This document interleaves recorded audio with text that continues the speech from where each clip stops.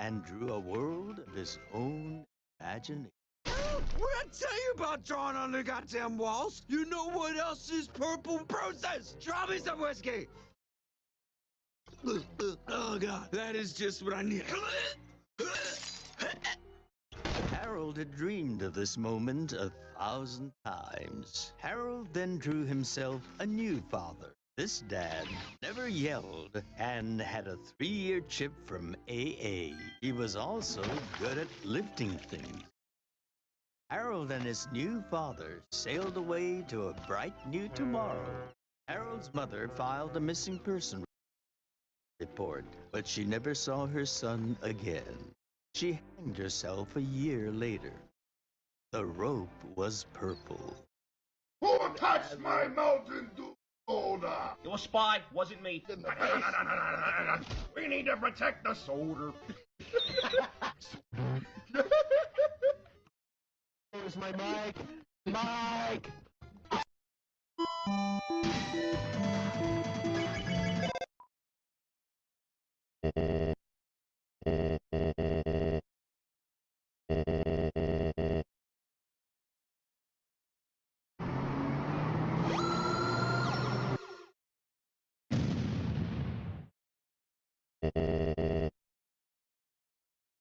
You're dueling with the night, and you can't survive the fight, cause the Shadow Man will fight fades too rapidly. I've an engine that still runs, roaring night, I'll get her done with the force, crush your rising star. Don't forget, I'll hit you with my car. What if you can create your own website by saying, this is what I want? With Wix, you can. First up, let's talk about AI color themes. You can get any combos you want, bold and bright, minimalist and sleek, or something you didn't even think of. Just describe the vibe you want, or even use the colors of your logo, and let AI do its thing. Beautiful. Next up is the AI section creator. This is great for those website essentials, like a contact section, or a place to subscribe. Now, I'm running a sale, so I punch in some details, and just like that, I have a promo section. Functional and beautiful. I love it. Now, for the AI text creator, I got some products that need description. So I type in some keywords, and there it is. I've got copy that lands. Now, let's see what the AI image creator can do. Sometimes you just want to spice up your visual game. Type your idea and watch it turn into a high quality image in seconds. You can have some real fun with it. If you need to tweak something, just brush it over, write what you want, and there it is. I may not be an artist, but that's art. If you're ready to build something you love, head to Wix.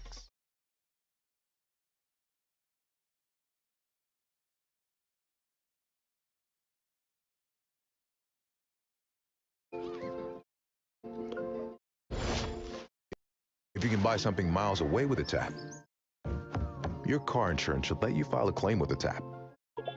It's about time insurance does that. Get a quote at lemonade.com/car.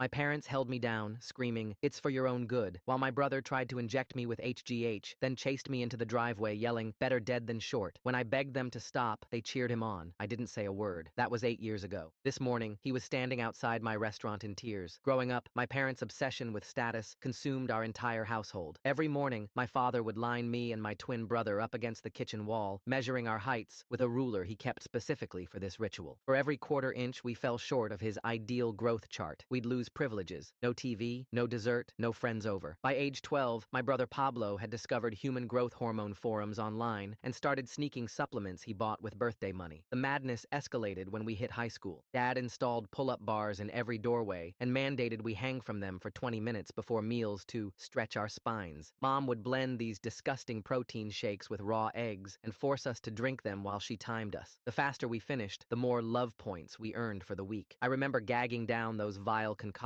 while Pablo had trained himself to chug them without even tasting. But Pablo took it further, so much further. He'd sleep on the floor because he read that soft mattresses compressed your spine. He wore ankle weights to school hidden under baggy jeans. He even convinced our parents to let him get limb-lengthening surgery consultations when he turned 16. They drove him to 3 different clinics, proudly showing off his dedication to excellence. The breaking point came during my junior year. I'd secretly joined the wrestling team, a sport where being shorter gave me advantages in my weight class. When my parents found out, they locked me out of the house for an entire weekend. Pablo watched from his bedroom window as I slept in the backyard shed, and when I knocked on his window begging him to sneak me food, he just shook his head and mouthed, "You chose this." College became my escape. I moved across the country to Oregon, embraced rock climbing where my compact build was an asset, and met my girlfriend Samantha, who stood 2 inches taller than me and couldn't care less. For the first time, I felt human instead of a failed experiment. When Easter rolled around 3 years later, Sam convinced me to visit home. "Maybe they've changed," she said optimistically. I should have known better when my mother's first words at the door were, "Did you shrink?" before even saying hello. Pablo appeared behind her, and I barely recognized him.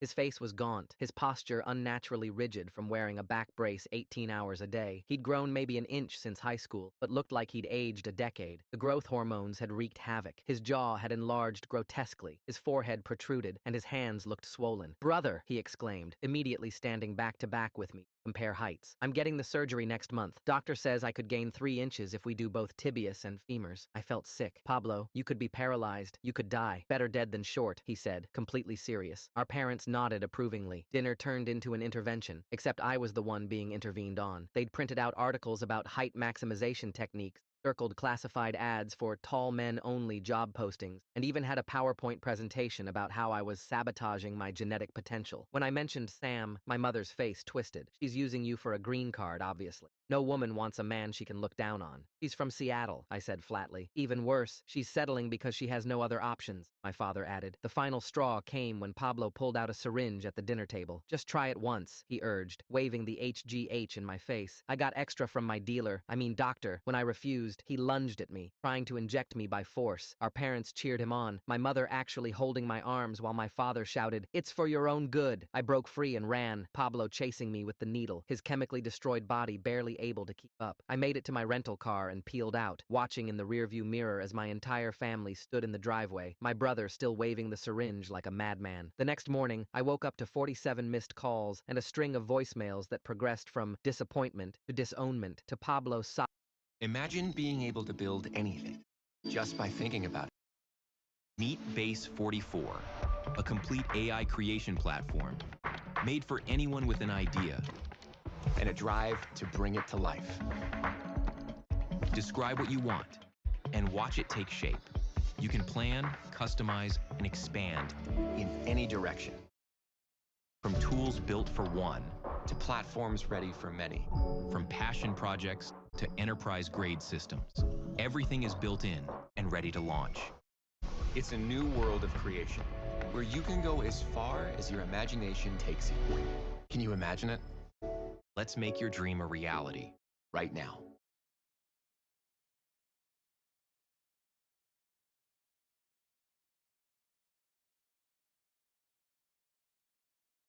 Life's better when your stuff is protected under our roof.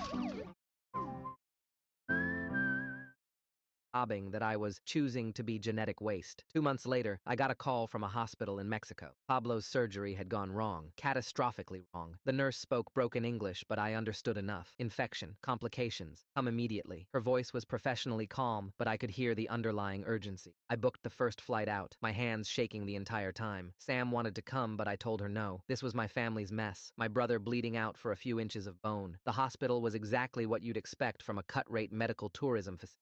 Peeling paint, flickering lights, and that smell of disinfectant trying to mask something worse. The taxi driver had tried to warn me, speaking rapid Spanish and making cutting motions at his legs. I found Pablo in room 247, my parents flanking his bed like gargoyles protecting their broken treasure. His legs were wrapped in blood-stained bandages. External fixators, these metal cages, surrounded both legs with pins going straight through the skin into bone. The contraptions looked like torture devices, which I suppose they were. He looked smaller somehow, despite the hardware meant to make him taller. The smell in the room was sweet and rotten, infection mixed with industrial antiseptic. My mother saw me first. Her face lit up like I was there to join their crusade. You came. I knew you'd understand eventually. Family supports. Family. Dad just nodded, as if my arrival validated something he'd believed all along. I approached the bed slowly. Pablo's eyes were closed, but I could tell he wasn't sleeping. The heart monitor gave him away, speeding up as I got closer. His face was waxy, sweat beading on his enlarged forehead despite the air conditioning. The doctor came in, this young guy who looked like he'd rather be anywhere else. His coat was stained, his English heavily accented as he explained that the infection had spread to the bone. Osteomyelitis, he called it. They'd managed to stop it, but Pablo would need months of antibiotics. The lengthening process had to be halted. Any further manipulation could spread the infection to his bloodstream.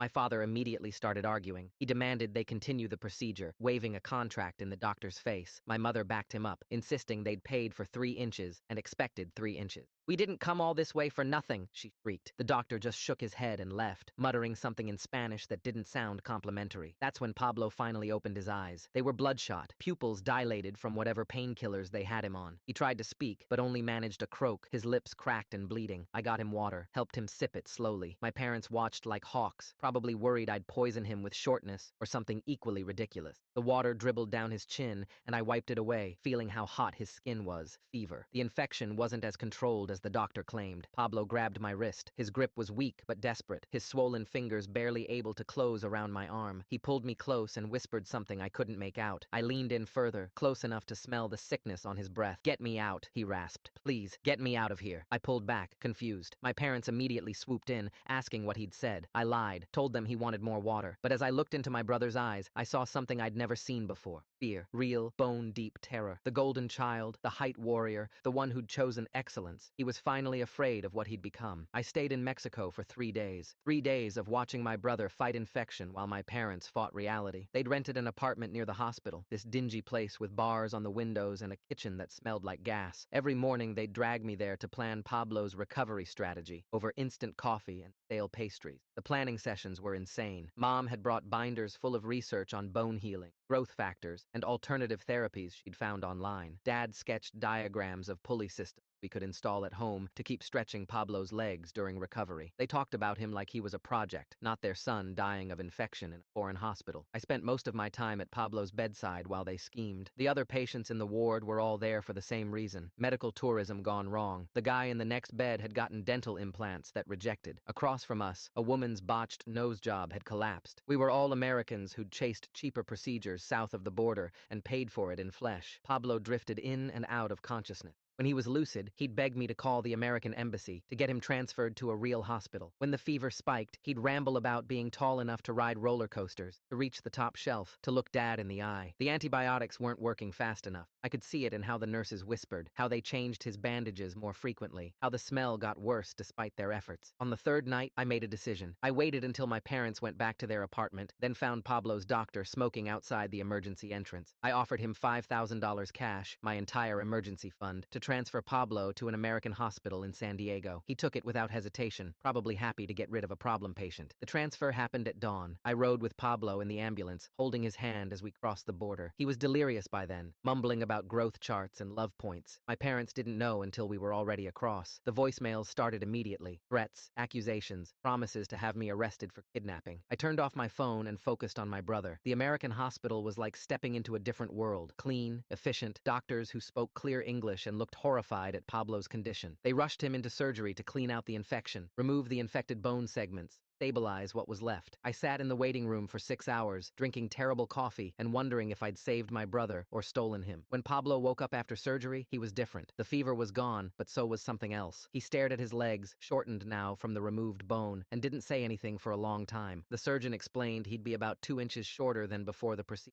Pablo just nodded, no emotion on his face. My parents arrived that evening like a hurricane. Security had to escort them out twice when they tried to physically remove Pablo from his bed. They accused me of sabotage, of jealousy, of destroying Pablo's future. Mom actually spit at me. Dad tried to punch me but missed, his rage making him clumsy. They were banned from the hospital after that, which only made things worse. Pablo needed months of recovery. The hospital bills were astronomical. Insurance wouldn't cover elective surgery complications, especially not ones that happened in Mexico. I emptied my savings, maxed out credit cards, even sold my car. Sam helped without me asking, transferring money despite my protests. My parents, who'd spent hundreds of thousands on height enhancement over the years, contributed nothing. They said Pablo was dead to them now that he'd chosen mediocrity. I moved Pablo into my apartment in Oregon. Sam and I converted the living room into a recovery space, complete with hospital bed and physical therapy equipment, not for stretching, for learning to walk again. The infection and surgeries had damaged nerves, weakened muscles. Some days Pablo couldn't even stand without help. The physical Physical therapy was brutal. Pablo had to relearn basic movements, rebuild strength in legs that had been broken and infected and pieced back together. But worse was the mental adjustment. He'd spent his entire life defining himself by height, by growth, by the pursuit of vertical excellence. Now he was shorter than before, permanently damaged from chasing inches. Depression hit hard. Pablo would stare at old photos of himself, measuring the difference with his eyes. He kept the ankle weights by his bed like relics of a lost religion. Some nights I'd hear him crying, these deep, gulping sobs that shook his whole body. He'd lost more than height. He'd lost his entire identity. Our parents kept calling, leaving increasingly unhinged messages. They'd disowned us both now, written us out of wills, told the extended family we were dead. They started a blog about parenting failures, where they documented everything they'd done right and how we'd thrown it away. The comments section was full of other height-obsessed parents sharing similar stories of ungrateful children. 3 months into recovery, something shifted. Pablo started talking during physical therapy instead of just grunting through exercises. He asked about my life, about Sam, about rock climbing. He watched me train on the climbing wall I'd installed in our garage. Red Bull gives you wings. Seeing for the first time how my body wasn't a failure, but perfectly designed for something our parents never imagined. He started going to therapy, real therapy, not the height maximization counseling our parents had forced on us. The therapist specialized in body dysmorphia and cult deprogramming, which turned out to be exactly what Pablo needed. He'd bring home worksheets about self-worth, about identity beyond physical attributes, about breaking free from toxic family systems.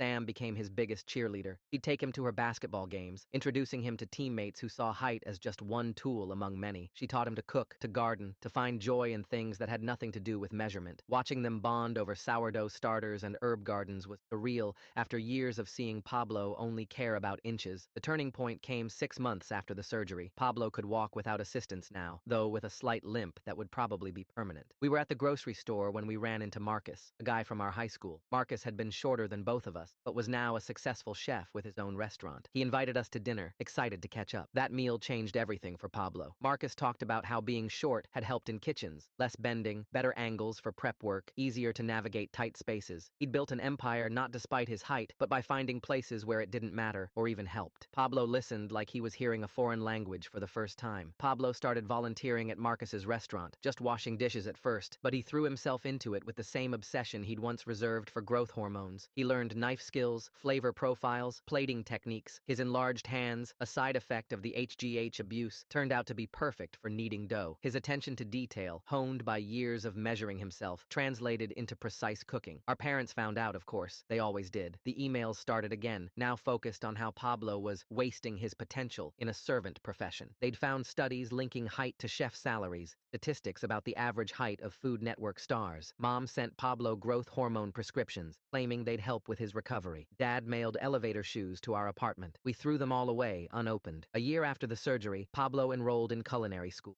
He was still processing the trauma, still working through years of programming, but he was building something new. He'd gained weight, healthy weight, not the gaunt look from his hormone days. His face had normalized somewhat, though the bone changes were permanent. He looked like himself for the first time since childhood. That's when our parents escalated. They couldn't handle losing both sons to mediocrity, so they decided to take action. It started small, showing up at Pablo's school, trying to convince administrators that he was mentally unfit, leaving pamphlets about growth clinics under our apartment door, calling Sam's work to tell them she was in an abusive relationship with height-deficient men. We got security cameras after they broke into our apartment while we were out. They'd replaced all our furniture with taller versions, bar-height tables, raised bed frames, even elevated toilet seats. They'd left a note, "We're saving you from yourselves." The violation felt worse than the lockout in high school. This was our space, our sanctuary, and they'd contaminated it with their obsession. The restraining order was Sam's idea. I'd been reluctant, still hoping somehow they'd snap out of it. But when they started showing up at Pablo's restaurant shifts, measuring him in front of customers, screaming about genetic disappointments during the dinner rush, we had no choice. The court process was humiliating, explaining to a judge that our parents were height supremacists who'd rather see us dead than average. They contested it naturally, showed up to court with their own lawyer and a briefcase full of evidence that we needed their intervention. Growth charts, medical studies, testimonials from other parents who'd successfully made their children taller. The judge looked increasingly disturbed as they presented their case, especially when Mom broke down crying about her stolen tall sons. The restraining order was granted, 200 feet, no contact except through lawyers. You'd think that would end it, but obsession doesn't respect legal boundaries. They started a support group for parents of height-deficient innocent children, holding meetings at the community center. They'd stand exactly 200 feet from our apartment with signs. It's not too late. Choose growth. We still love you, but taller. Pablo handled it better than I expected. Maybe the therapy was working, or maybe nearly dying had given him perspective. He'd wave at them from the window sometimes, not cruelly, just acknowledging their presence. They're sick, he'd say, like I was sick, like I still am sometimes. He kept a photo of himself from peak hormone abuse as a reminder. The swollen features, the desperate eyes, the body destroying itself for inches. The real test came when Pablo won a cooking competition. Local thing, nothing huge, but he'd created this incredible dish inspired by our grandmother's recipes.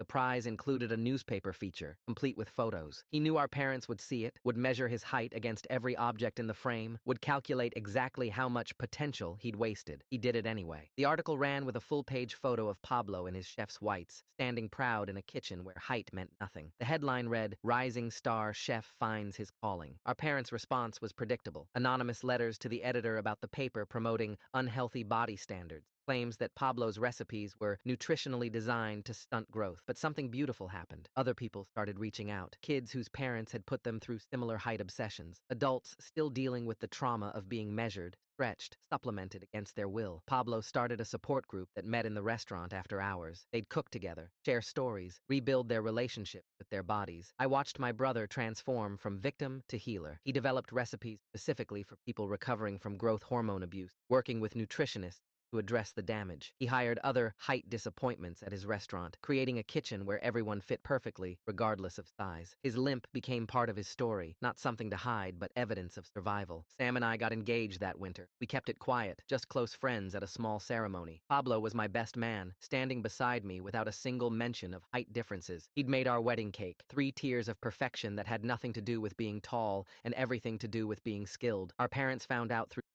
In Albion, no matter where you go or what you do, your mount will accompany you on your journey. Perhaps you'll pick the ox, a merchant's best friend. It can carry anything you throw at it. Anything. Okay, maybe not that much. Or the fearless armored horse. It doesn't mind riding even into certain death. And in case you want to cosplay as the ultimate edgelord, we've got just the right mount for you. Perhaps you prefer a more peaceful life, that of a gatherer.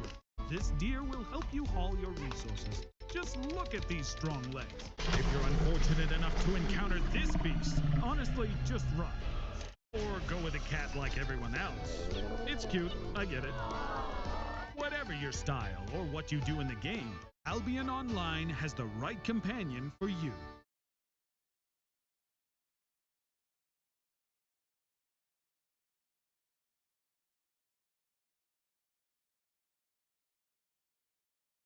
Breastfeeding is a beautiful experience, but it's also really challenging.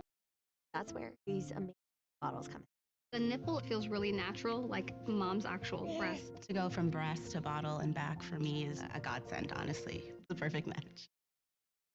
Through social media. Someone had tagged us in photos, and within hours they were blowing up our phones from new numbers. The messages were exactly what you'd expect. Sam was trapping me. This was my last chance to find a proper woman. Statistics about children of height mismatched parents. They'd created fake profiles to comment on our wedding photos, pointing out height differences in every shot. That's when Pablo surprised me. He'd been saving money, planning something without telling anyone. He bought the house next door to our parents, not to reconcile, but to reclaim the space. He turned it into a restaurant, the Short Stack, specializing in breakfast foods with cheeky names like Bite-Sized Bliss and Compact Comfort. The grand opening was everything. Our parents stood on their property line, exactly 200 feet away, holding signs and chanting about growth potential. Pablo had anticipated this. He'd hired a mariachi band to play at exactly the volume needed to drown them out. Customers thought it was dinner theater, some kind of performance art. They took selfies with our protesting parents in the background. The restaurant was a hit. Food critics praised Pablo's innovative approach, his story of overcoming adversity. He did interviews about recovering from surgery, from addiction to growth, from a lifetime of being told he wasn't enough. Our parents responded by trying to buy the building, then trying to get it condemned, then standing outside with pictures of Pablo at his proper height. But Pablo had found something they never understood: peace with himself. He'd cook their favorite meals and leave them at the property line, still warm, with no notes saying he loved them. They'd throw the food away uneaten, but he kept cooking, kept leaving offerings at the boundary of the restraining order. It wasn't about changing them anymore. It was about choosing love over height, nourishment over measurement. The breakthrough came 2 years later. Dad had a heart attack. All those years of stress about inches finally catching up. Pablo heard the ambulance, saw them wheeling Dad out. Despite everything, he closed the restaurant and rushed to the hospital. I met him there, both of us navigating the complex emotions of loving parents who'd hurt us so deeply.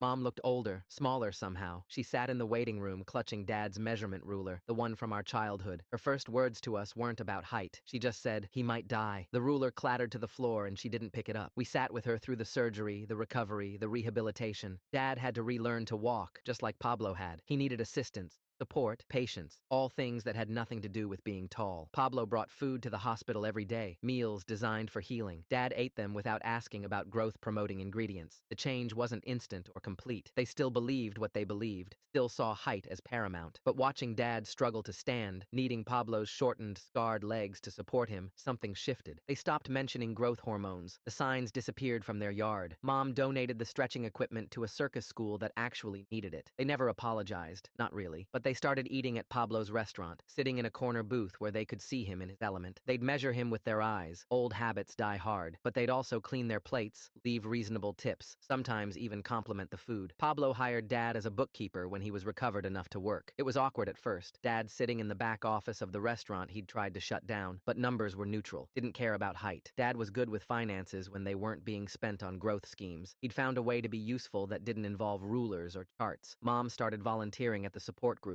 mostly making coffee and cleaning up. She'd listen to the stories of other height-obsessed families with this haunted look, recognizing herself in the worst parts. Sometimes she'd speak up, warning parents about the path she'd taken. It wasn't redemption exactly, but it was progress. The real victory came when Pablo catered a medical conference on treating growth hormone abuse. He stood in front of doctors who'd seen the damage firsthand, sharing his story while serving food that celebrated flavor over size. Our parents were there, sitting in the back, watching their son be recognized. Are you a Roblox fanatic? Microsoft Rewards has a brand new way for you to earn digital gift cards from Roblox. Just sign up for Microsoft Rewards, then search, play, and shop on Edge, Xbox, Bing, and other Microsoft products today. You'll earn Microsoft Rewards points you can redeem for digital Roblox gift cards. So what are you waiting for? Get started now at rewards.microsoft.com.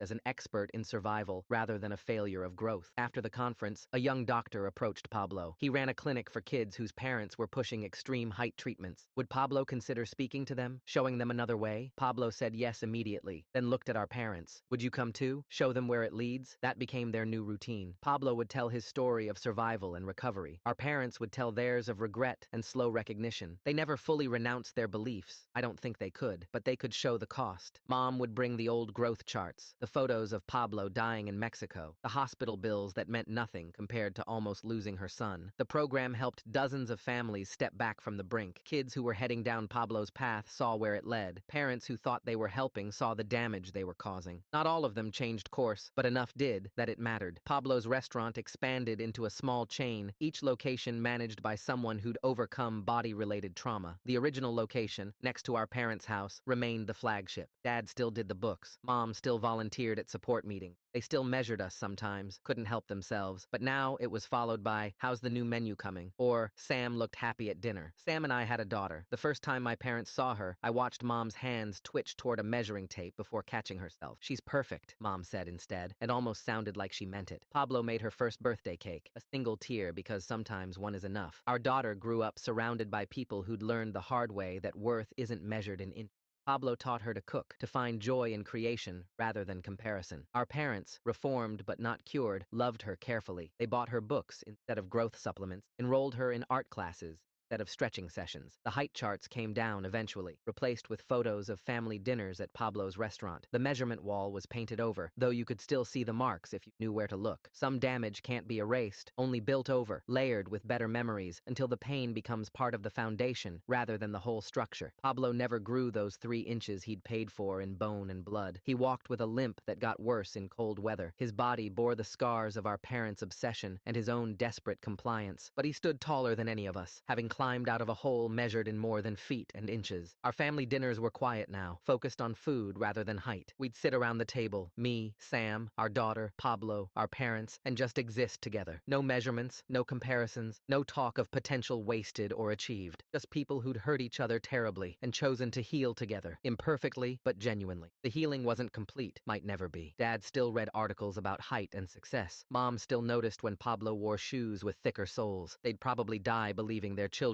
could have been more if we'd just grown a few more inches. But they'd learned to love us anyway, at whatever height we stood. Pablo's support group had a saying, "You can't grow taller, but you can grow stronger." It was cheesy, the kind of thing that looked good on motivational posters. But for those of us who'd been broken and stretched and measured into madness, it meant everything. We couldn't change our height, but we could change our perspective. We couldn't add inches, but we could add joy. The last time I saw the old measurement ruler, it was in a box in my parents' garage. Dad was using it to prop up a wobbly table, its sacred markings now just wood-keeping furniture stable. I thought about stealing it, burning it, making some symbolic gesture of triumph. Instead, I left it there, doing its new job, no longer measuring worth, but simply filling space. That's the thing about recovery. It's not about dramatic gestures or perfect endings. It's about small choices, daily decisions to see yourself as more than a number on a wall. It's about learning to cook instead of stretch, to love instead of measure, to exist in a body that might not meet specifications, but carries you through life anyway. Pablo still gets emails from people finding their way out of height obsession. He answers everyone, sharing recipes and resources, and the hard-won knowledge that you can survive being seen as not enough. Our parents sometimes help him respond, their shame transformed into something useful, their expertise in causing damage now applied to preventing it. We're not a success story, exactly. We're a survival story. A family that broke itself apart over inches and slowly, painfully, imperfectly stitched itself back together. We're shorter than our parents wanted, taller than we needed to be, exactly the height we are. And most days, that's enough. The growth charts are gone, but the scars remain. Pablo's limp, my wariness, our parents' regret. But scars are proof of healing, evidence that what was broken can mend. We're not the family we were supposed to be, the tall, successful, genetically optimized unit our parents envisioned. We're the family we chose to become, damaged, recovering, measuring love in recipes shared and stories told rather than inches gained. Some nights, I still dream about the measurement wall, about losing privileges for missing arbitrary marks. But I wake up next to Sam, check on our daughter sleeping soundly, text Pablo about weekend plans. The life I built at the wrong height turned out to be exactly the right size. Our parents never became different people. They just learned to live with who we were instead of who they'd tried to force us to become. It wasn't forgiveness, exactly, or forgetting. It was moving forward anyway, choosing connection over perfection, accepting that some obsessions run too deep to fully extract. But we survived it. The hormones, the surgeries, the lockouts, and interventions. We survived our parents' love, twisted into something sharp by their obsession with height. And in surviving, we found something they'd never thought to measure. The distance between who they wanted us to be and who we actually were, and the grace to bridge it anyway. I kept waiting for the other shoe to drop. Things were too quiet, too normal. My parents attending support groups and helping other families seemed like progress, but I knew them too well. 20-plus years of height obsession doesn't just evaporate. The first sign came when Pablo noticed inventory discrepancies at the restaurant. Small things, protein powder missing, supplements he used for special dietary meals. Dad was still doing the books, said it was probably just miscounting. Pablo wanted to believe him, installed new locks just in case. Then came the water bottles. Pablo found them in Dad's desk drawer during a routine filing. Clear liquid, unmarked, hidden behind tax documents. He brought them to me, hands shaking. We both knew without testing what they were. Growth hormone, diluted and ready to add to drinks. I confronted Dad that night, found him in the garage, organizing his old height optimization equipment he claimed he was donating. He didn't deny it when I showed him the bottles, just stood there, shoulders sagging, looking older than his... My work is easy because I use Clicker. Here's how I keep track of all my tasks. I start by brain dumping everything I need to get done in a list view. Next, I set a priority and a due date to keep things on track. I create custom statuses to organize my progress exactly how I want. I like to add the action items field so AI can show me the next. I add my teammates as watchers so they're in the loop. ClickUp makes work easy, from personal projects to running a multi-billion-dollar company. Click the link below to create your workspace for free.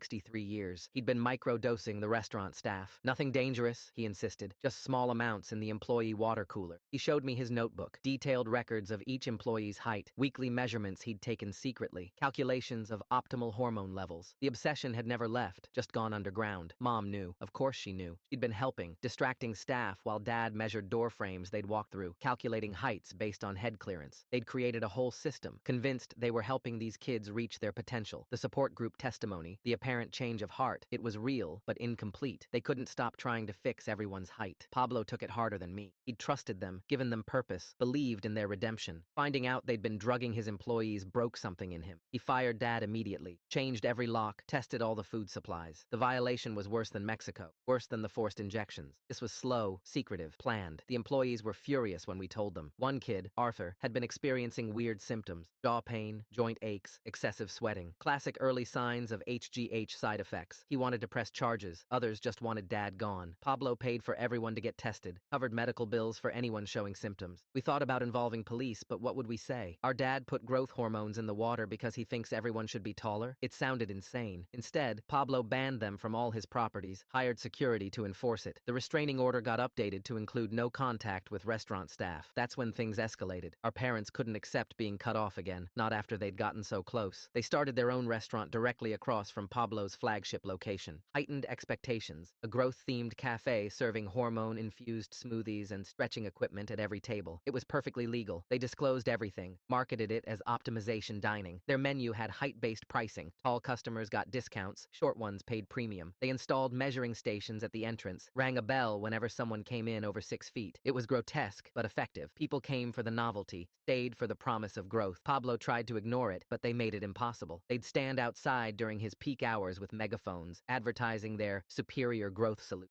They hired actors to wear stilts and hand out flyers about the dangers of accepting mediocrity. They even sponsored a youth basketball team, requiring players to eat at their restaurant and follow their height regimens. The competition got vicious. They'd send fake health inspectors to Pablo's place, spread rumors about growth-stunting ingredients in his food. They created social media accounts claiming Pablo was intentionally keeping people short out of jealousy. Mom started a podcast called Reaching Higher, where she interviewed parents of tall children, always mentioning how her own sons had chosen limitation. Sam had enough first. She was 6 months pregnant with our second child, and the stress was affecting her health. She confronted my parents at their restaurant, walked right in during lunch rush. I wasn't there, but heard about it from customers who filmed it. She didn't yell or make threats. She just stood there, pregnant, belly prominent, and told them they were about to have another grandchild they'd never meet if they kept this up, that their obsession had cost them one family and was about to cost them another, that their grandchildren would grow up not knowing them because they couldn't stop measuring love in inches. Mom tried to offer her a height prediction ultrasound. Dad pulled out growth charts for optimizing prenatal development. Sam just turned and left, but not before taking their promotional materials and dumping them in the trash. The video went viral locally. Pregnant woman stands up to height-obsessed in-laws. The publicity hurt their business. People started seeing through the gimmick to the darkness underneath. Reviews mentioned feeling uncomfortable with the mandatory measuring, the constant height commentary, the subtle shaming of shorter customers. Health bloggers picked up the story, warning about unlicensed hormone distribution. They blamed Pablo for the backlash, accused him of orchestrating a smear campaign, turning Sam against them, poisoning the community's mind. The truth was simpler. People recognized obsession when saw it, felt the discomfort of being reduced to measurements. Their restaurants started failing. Turns out most people don't want to be measured while they eat, don't want their worth tied to their height. The novelty wore off fast. Within 6 months, they were hemorrhaging money. The youth basketball team quit when parents realized the mandatory growth regimens were borderline abusive. That's when they got desperate. Pablo came to work one morning to find his restaurant vandalized. Every door frame had been marked with height measurements, red paint showing optimal levels. Windows were covered with growth charts. The sign had been modified to read, "The Short Stack, Stunting Growth Since 2019. Security footage showed our parents, dressed in black, spending hours measuring and marking. They'd been meticulous, even measuring the bathroom stalls and marking them as inadequate for proper human development. It was sad more than scary. 2 elderly people crawling around with rulers and paint, unable to let go. Pablo didn't press charges. He could have, should have maybe, but he just had everything cleaned and moved on. He was tired of fighting them, tired of being angry. He had a business to run, a life to live that didn't revolve around their approval or their inches. Their restaurant closed 2 weeks later. The final insult was the going out of business sale. Everything must grow. 75% off height consultations. Nobody came. They sat in their empty dining room, surrounded by growth charts and measuring equipment, waiting for customers who'd found better places to eat. YouTube Premium is ad-free YouTube and video downloads. So you can watch cooking shows as you eat airplane food. YouTube Premium. It's way more than ad-free. Try 1 month on us.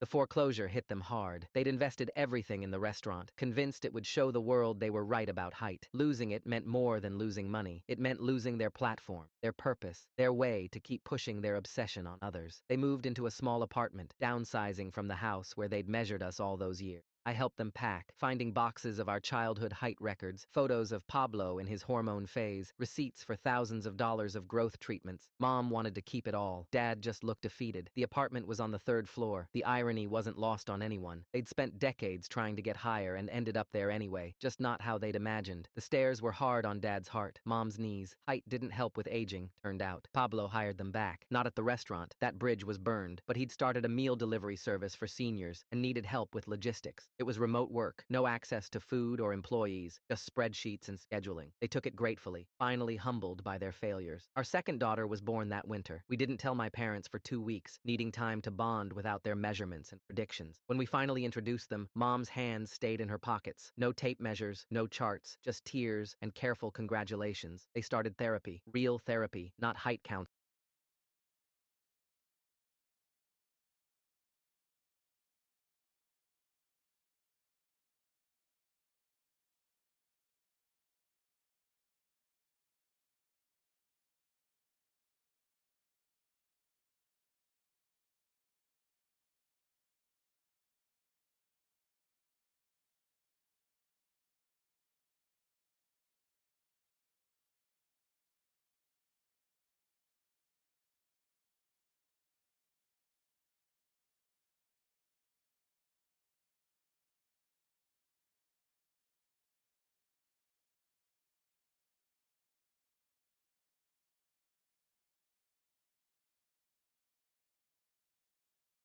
The therapist specialized in obsessive behaviors, helping them understand why they'd fixated on height as the measure of worth. It was slow work, unpacking decades of belief, but they showed up every week. The breakthrough came when they met another couple in therapy whose obsession had been their children's weight. Different measurement, same damage. Hearing their story, the forced diets, the public weigh-ins, the daughter who'd developed severe eating disorders, hit my parents hard. They saw themselves reflected in another family's destruction. They wrote Pablo a letter, not an apology exactly, but an acknowledgement. They listed every harm they'd caused, every line they'd crossed, every time they'd chosen inches over love. They didn't ask for forgiveness, just wanted him to know they finally understood the damage. Pablo framed it, hung it in his office next to his awards and favorable reviews. A reminder that recognition comes in many forms, not all of them pleasant, but all of them real. He'd send them photos sometimes, him cooking, serving customers, living his life at his own height. The holidays were quiet now. We'd meet at neutral locations, parks, restaurants, anywhere but the old house with its measurement walls. Conversation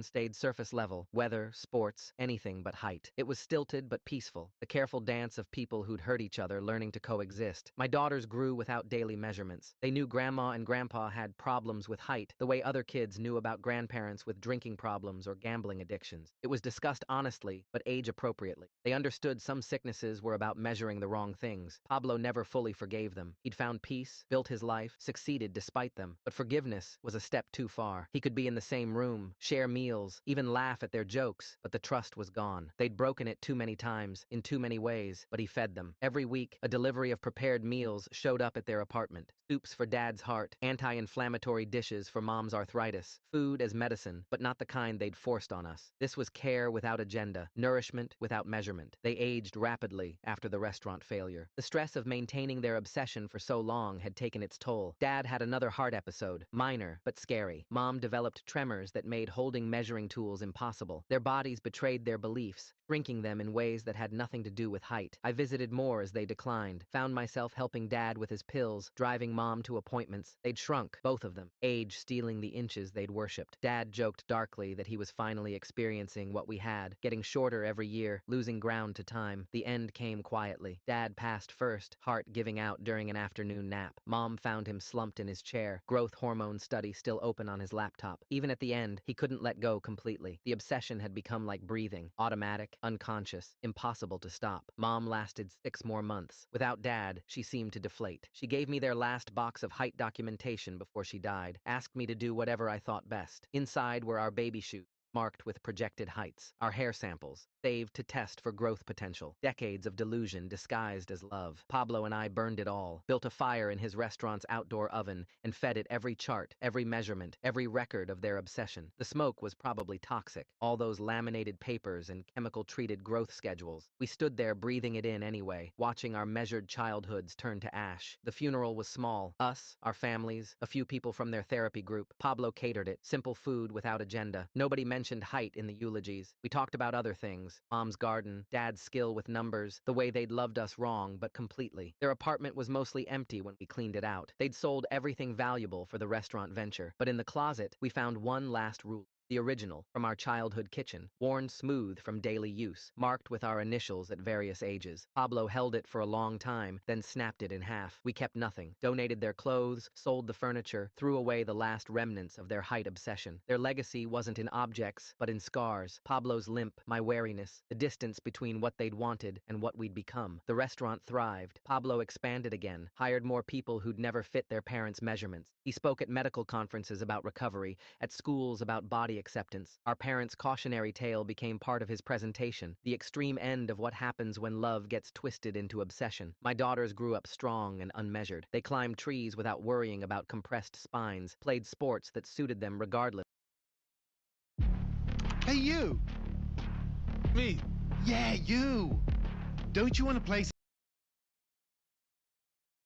Of height advantages. They knew their worth had nothing to do with inches, everything to do with character. Sometimes I dream about them still. Not nightmares anymore, just memories. The morning measurements, the protein shakes, the constant calculation of our worth in vertical distance. But I wake up in my own home, built to fit my family perfectly. No modifications needed. Pablo walks with a cane now on bad days. The surgery damage gets worse with age, but he doesn't hide it. He tells customers who ask about his limp the whole story. Mexico, infection, parents who loved height more than health. They usually order extra dessert after hearing it, moved by survival served alongside good food. We scattered their ashes at sea. No marker, no monument, no measurement of where they lay. Just water and wind and the endless horizon where height means nothing. Pablo said a few words about forgiveness being a process, not a destination. I said nothing, just watched their remains disappear into something too vast to measure. The old house sold to a family with young kids. I drove by once, saw they'd painted over the measurement wall completely. New growth charts hung in the kitchen, but these had stickers and smiley faces. Celebrations instead of failures. Different family, different obsessions probably, but hopefully gentler ones. Pablo named a dish after them eventually. The humble pie, a dessert that looked taller than it was, an optical illusion of height that collapsed into something sweet when you cut into it. He donated the proceeds to programs helping kids escape abusive family expectations. Mom and Dad would have hated the symbolism. That felt right somehow. We survived them. That's the bottom line. Survived their love, their obsession, their inability to see us as enough. We built lives they couldn't measure, found success in places they'd never think to look. We grew in every direction but up, and it turned out that was exactly the right way to go. The scars remain. Pablo's physical ones, my emotional ones, the family tree pruned by their obsession. But scars are proof of healing, evidence that what they broke didn't stay broken. We're shorter than they wanted, taller than we needed to be, exactly who we are. Their legacy isn't height. It's the knowledge that love can be twisted into something harmful, that good intentions can cause real damage, that sometimes the best thing parents can leave their children is a clear example of what not to become. We learned from their mistakes, built better lives on the foundation of their failures. In the end, we measured up, just not the way they'd planned.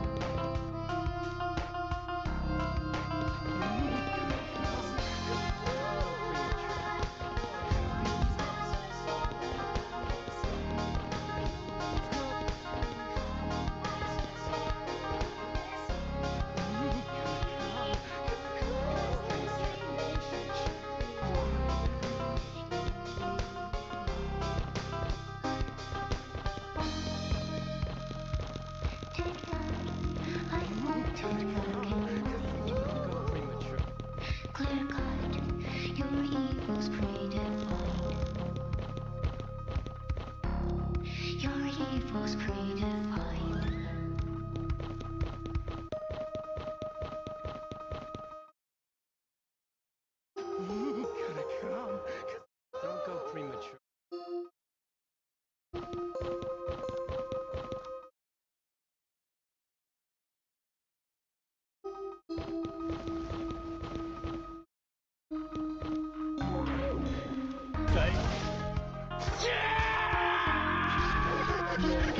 Okay.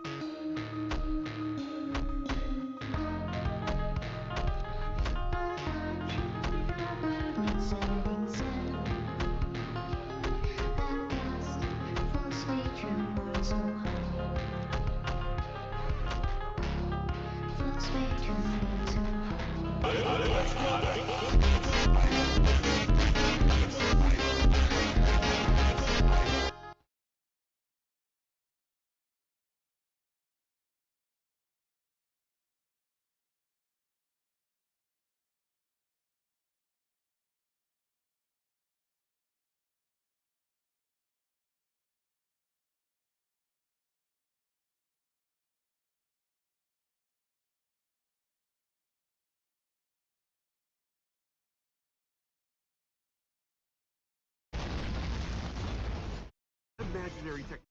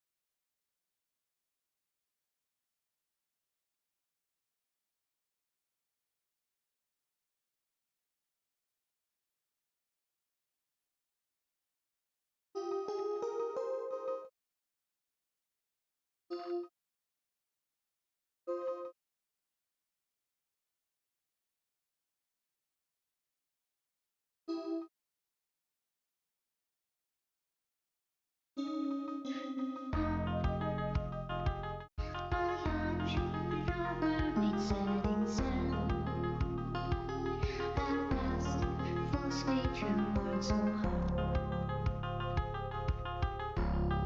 First bedroom run so hard.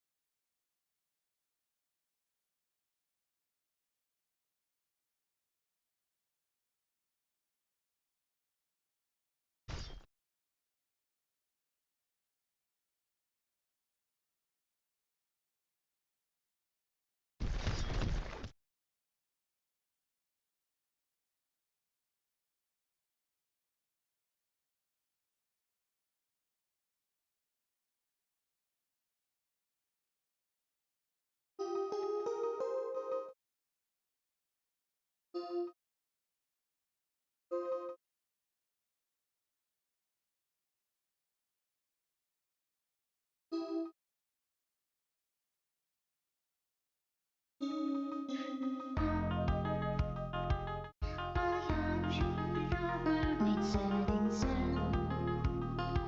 At last, first bedroom run so hard. First bedroom run so hard. I've spent.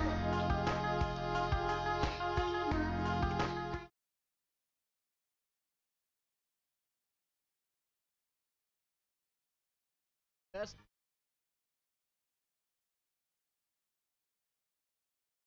One thing is crystal clear. Bart Simpson is Springfield's youngest career criminal. Sure, he's only 10 years old, but this kid's committed more crimes than Homer's had donuts. Have all the donuts in the world!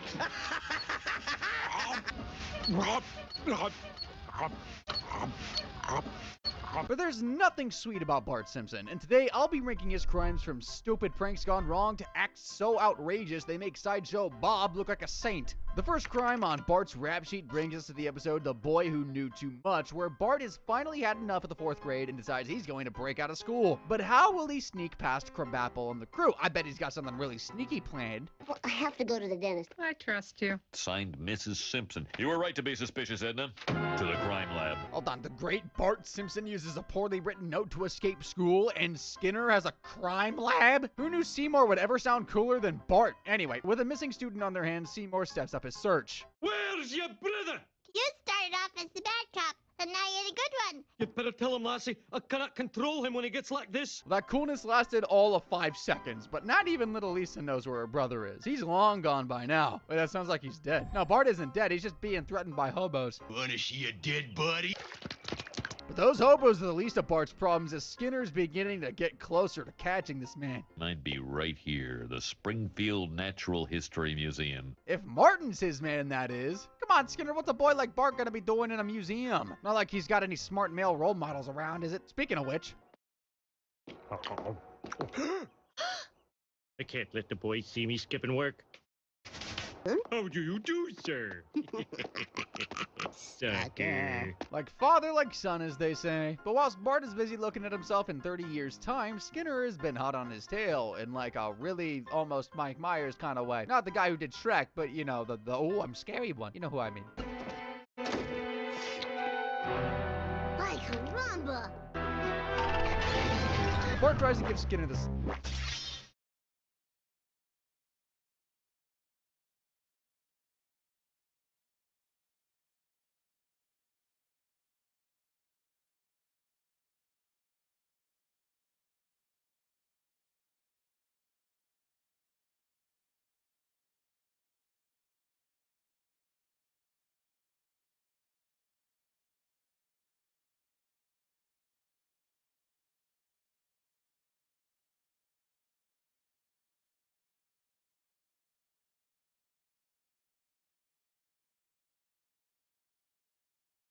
Oh.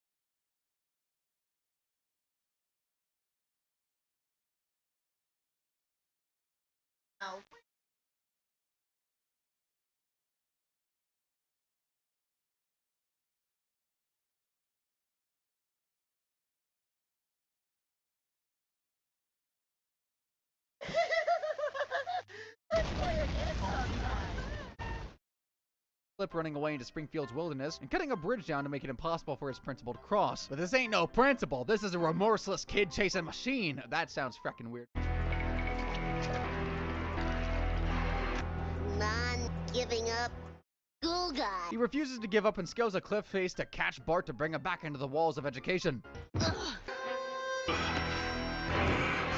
But Bart's luck is in, and Mayor Quimby's nephew Freddy whizzes by and he uses it as his last chance to escape Skinner's clutches. This fear.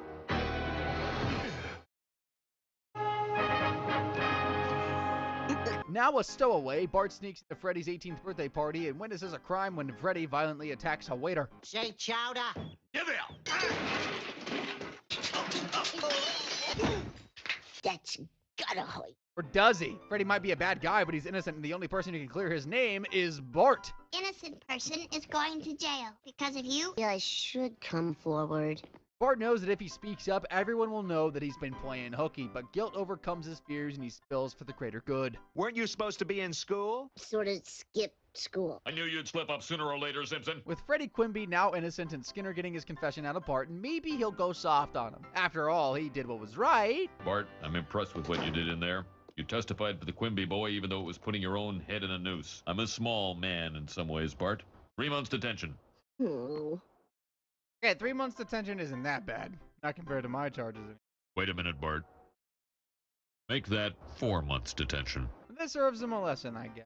When it comes to school, you do not mess with Seymour Skinner, but you certainly don't mess with the law either. Obviously, Homer and Marge have been getting most of the heat here. It wasn't just a simple truth. case, and for that they'd be fined around $250 and would had to attend parenting classes. But for Bart though, I'd upgrade those 4 months of detention to 3 months in juvie. Might be a bit harsh, but when you see what's coming up, this dude deserves it. Next up, we have a crime that is just classic Bart. Someone who wants to be the center of attention so badly. What else could be as shocking as stripping down to your birthday suit and going on a skateboard cruise to Krusty Burger?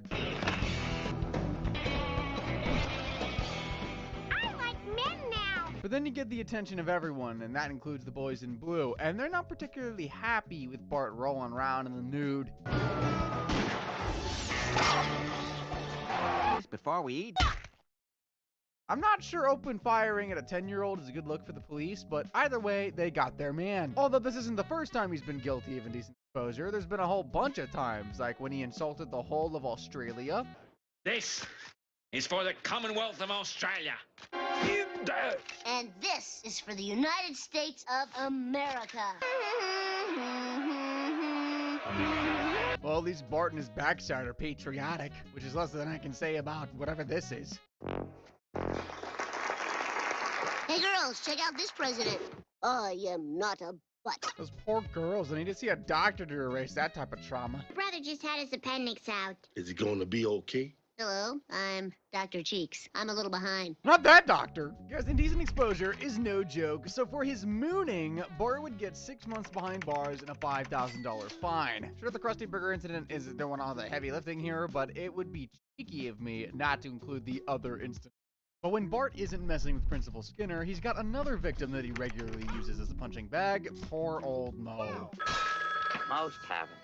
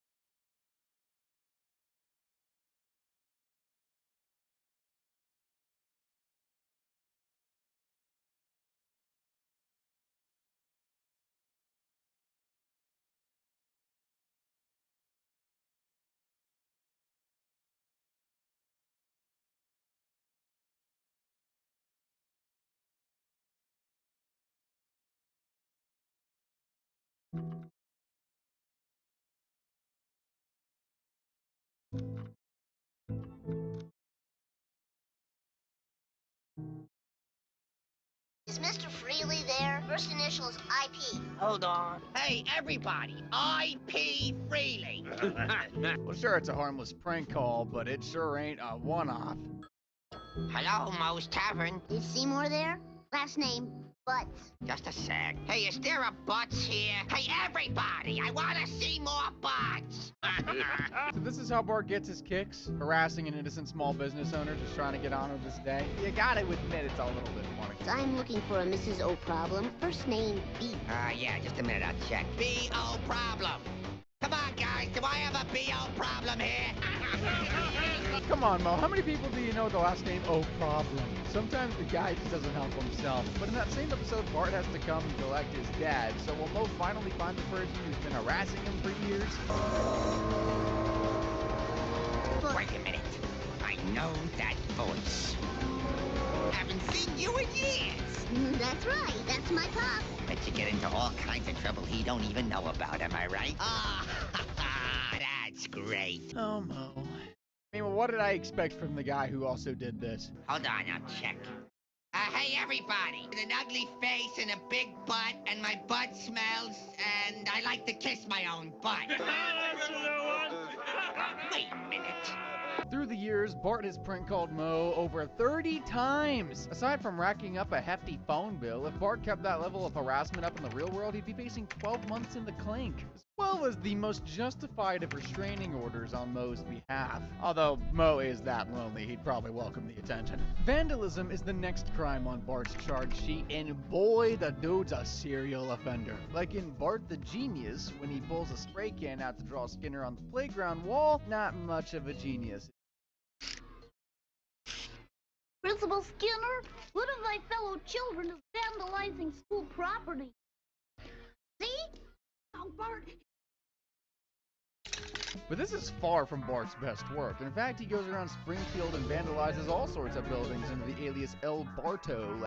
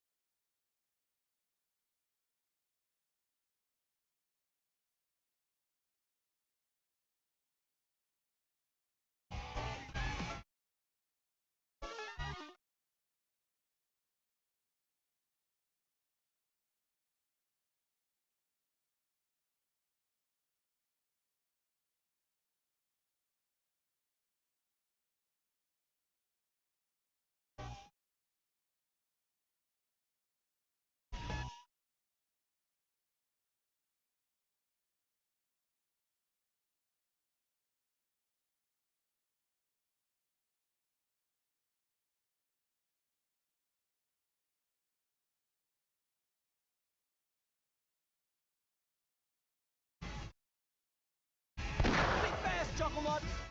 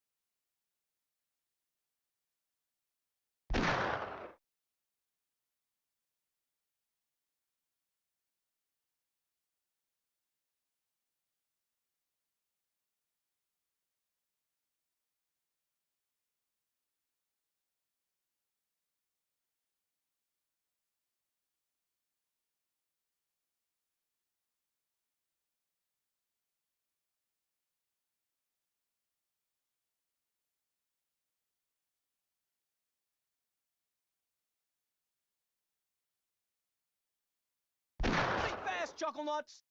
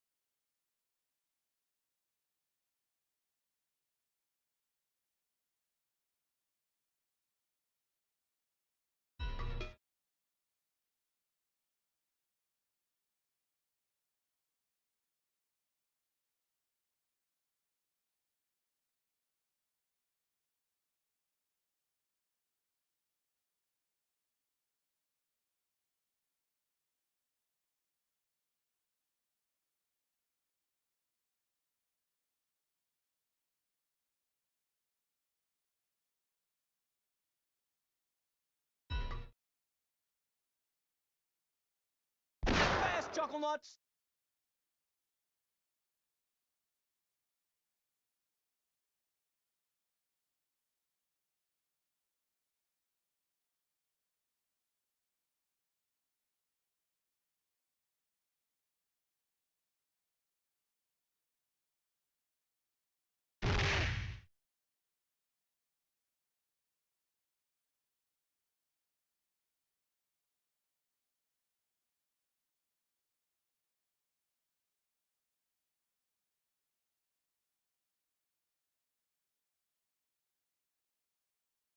Think fast, Chuckle Nuts!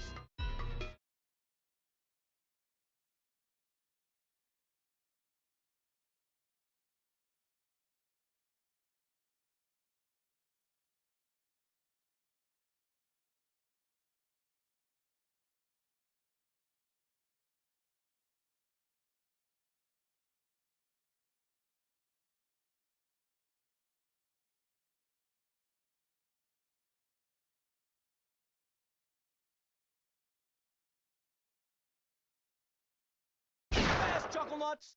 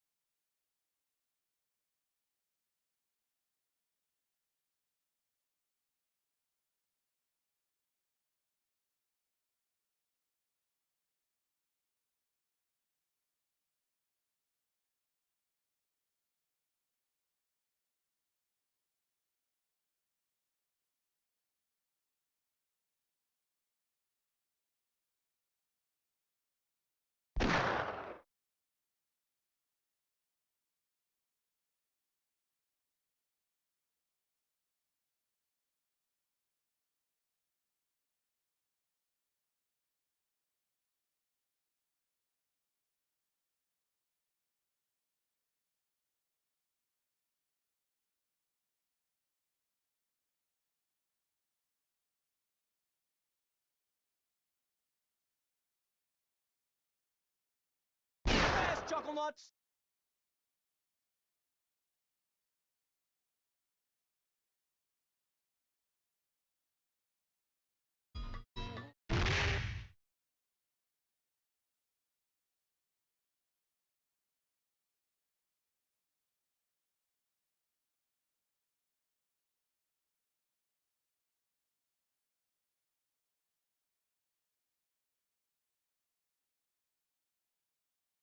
Think fast, Chuckle Nuts!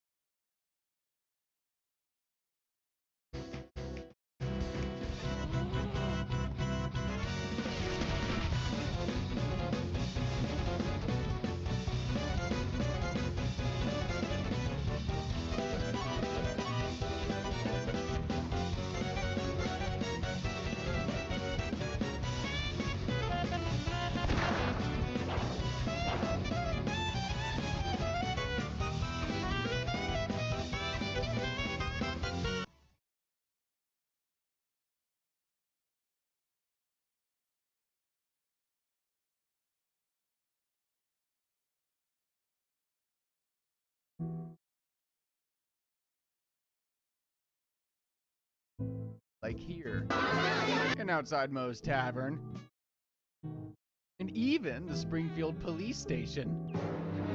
I was gonna say I'm surprised he managed to pull that last one off, but when your mystery criminal is called El Barto and a troublemaking kid called Bart isn't on your suspects list, they're not exactly good at their jobs, are they? Bart is going to get what is coming to him, though. Graffitiing multiple buildings in Springfield is no small feat, and Bart would be lucky to escape this charge with anything less than 18 months behind bars with a $15,000 fine and damages. Next time, pick a more mysterious name like Le Bart or La Bart.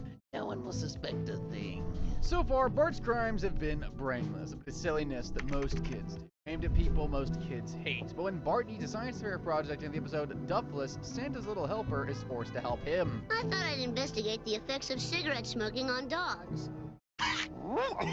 Bart, don't give the dogs cigarettes. So thanks to Marge, Bart's science fair project goes up in smoke. I'll let myself off. We can all agree that Bart's treatment of his so-called best friend here clearly constitutes animal abuse, and what's worse, it's not the first time. Remember his run-in with an ostrich? Boy, you little...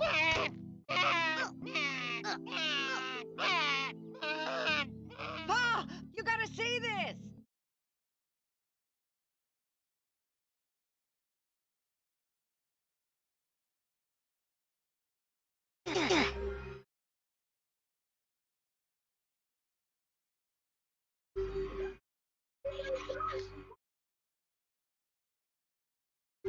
Hey.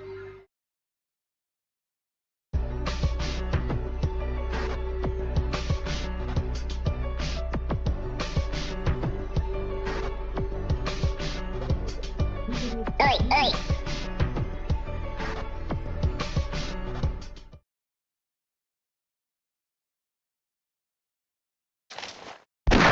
Think fast, Chuckle Nuts!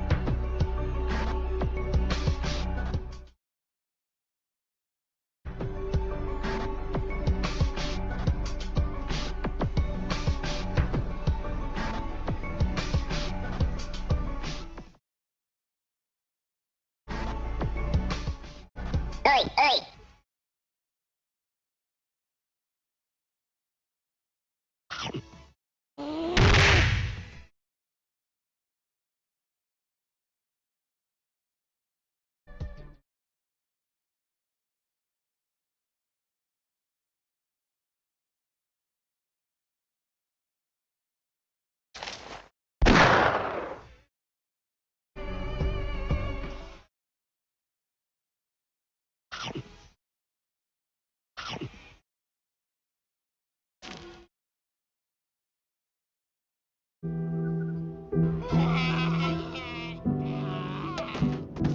I know it was in self-defense, but well, moving on from intention.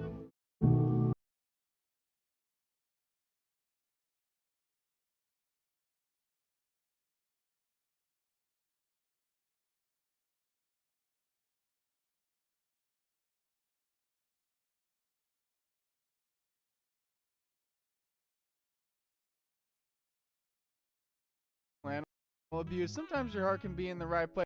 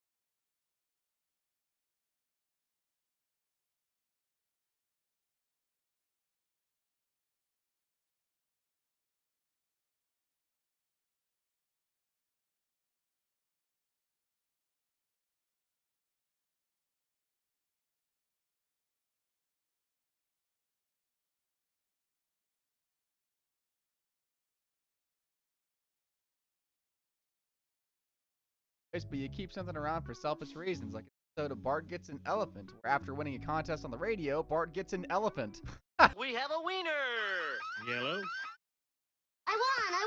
$1,000, or what's our gag price this week, Bill? A full-grown African elephant! I think I'm gonna have to go with the elephant. He's taking the elephant instead of the money. So you have the choice of an elephant or $10,000 and you don't choose the money. That's Homer's son. Imagine having an African elephant show up at your door. Well, if you're Bart, you don't actually have to imagine. You just have... Whoa! So a whole wild 11-ton animal has just turned up in Evergreen Terrace because some kid wowould rather watch radio DJs squirm than accept a huge lump of money. That poor elephant has gotten from smelling fresh flowers to Homer's B.O. in less than 12 hours. That's what I call animal cruelty. Maybe if we tied it down so it couldn't move, it wouldn't get so hungry. You can't do that, Dad. It's cruel. Keeping him chained up in the backyard is cruel. Pulling on his tail is cruel. Everything is cruel. So excuse me if I'm cruel. No, actually, Homer's right. That's definitely animal cruelty. But having the animal chained up is one thing. Renting it out for kids to ride is 10 times worse.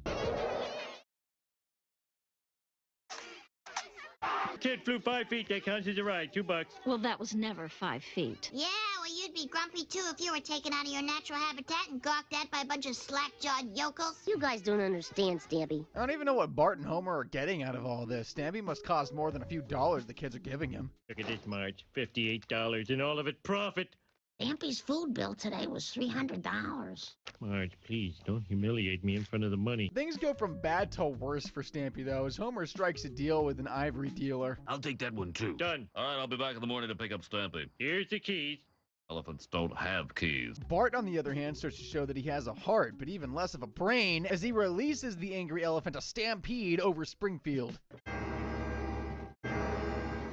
Piece of cake. All we have to do is follow the path of destruction. Well, it's not like you can hide an elephant, so they eventually track Stampy down, and after he pulls Homer out of a mud bath, he goes against his idea to sell him to the ivory dealer, and instead has a better idea. All right, we'll give the stupid elephant to the stupid animal refuge. Yay! This is just what happened at the caramel factory. So there we have it. Stampy's about to be set free for a life of freedom, which is the exact opposite of what's going to happen to Bartholomew Jojo Simpson. I feel like I had to say his full name. Now's as good time as any. We've got Bart on multiple counts of animal abuse, and although he did love Stampy, it doesn't change the fact that Stampy was abused. Let's not forget what he did to Sandy's little helper or that ostrich either. So Bart's easily getting 18 months inside, but the real kicker will be the damages. That'll come out to a hefty $45,000 for not only the damage caused to Springfield, but for keeping a wild animal without a permit and illegal experimentation on said animals. Well, we've seen Bart illegally rent a car, but what about the time he steals one just straight up? Like in the Parent Rap when he and Milhouse stumble upon Chief Wiggum's unlocked police car. Wow. Tear gas, riot club, police hat. Have you ever been in a police car? Not in the front. Just had this crazy idea. Really? What? Check this out. Now, drop your pants. But my hands are up. Where is my hand? I go to I'll also be adding impersonating a police officer for that little stunt, although I'm not gonna lie, he got that good there. But a police dog was sleeping behind the boys, and he isn't happy about being woken up. No. Hey, somebody's stealing my car. The careening cop car smashed through the picnic, luckily not harming anyone.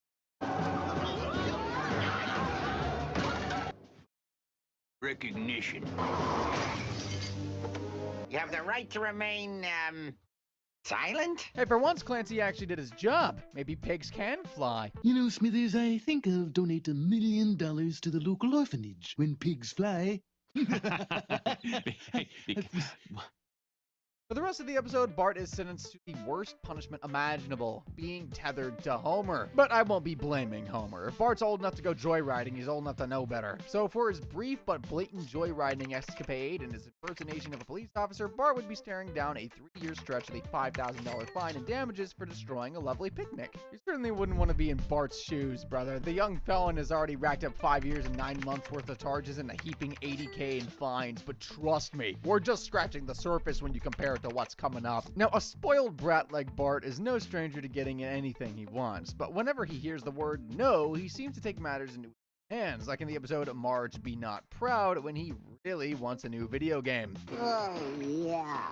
Go tell your folks! Buy me! Bonestorm! Buy me, Bonestorm, or go to hell! Bonestorm, you just know from the name it's gotta be good. But because Christmas is coming up and the Simpson family needs to save, Marge refuses to spend 70 bones on the violent video game. When I was your age, I wanted an electric football game more than anything in the world. My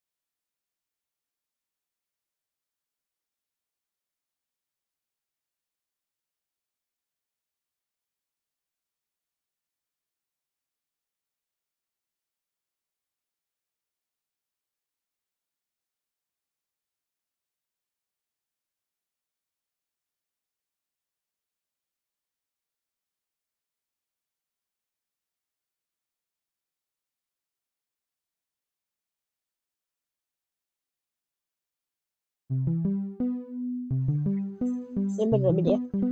Salah.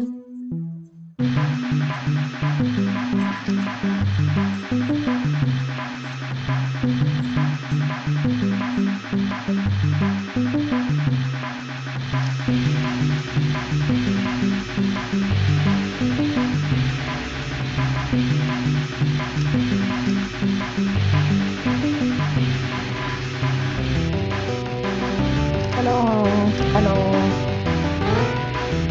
halo. Iya.